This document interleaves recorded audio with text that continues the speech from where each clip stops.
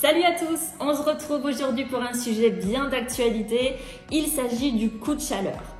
L'été est enfin là et il était vraiment temps. Mais si nous souffrons de la chaleur, il faut savoir que nos chiens aussi. Tout comme nous, le chien peut faire face à un coup de chaud. Sa température corporelle augmente, il devient léthargique, il a du mal à se déplacer, il a même du mal à respirer. Alors comment réagir dans ce cas-là? Voici tout d'abord les 3 choses à ne surtout pas faire. Ne plongez pas votre chien dans l'eau, ne l'arrosez pas avec le tuyau d'arrosage et surtout n'utilisez pas d'eau froide. Cela pourrait lui causer un choc thermique. Si vous devez le déplacer, ne le faites pas marcher sur le bitume. Cela pourrait brûler ses coussinets.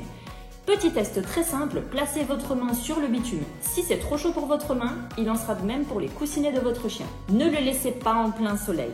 Cela augmenterait encore davantage sa température corporelle.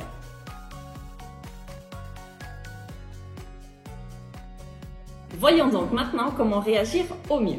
Placez le chien à l'ombre ou dans une pièce aérée. Donnez-lui à boire surtout en petite quantité et avec de l'eau à température ambiante, surtout pas froide.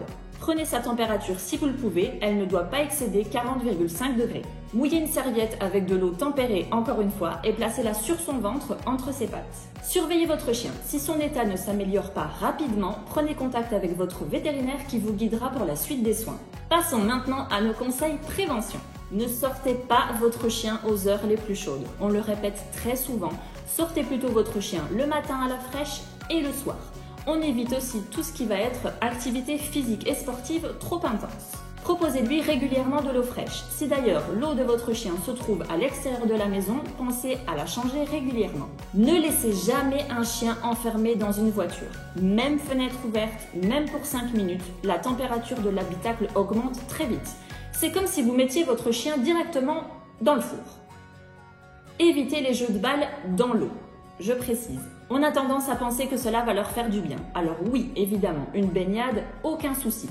Mais on évite les jeux de balles dans l'eau. Pourquoi?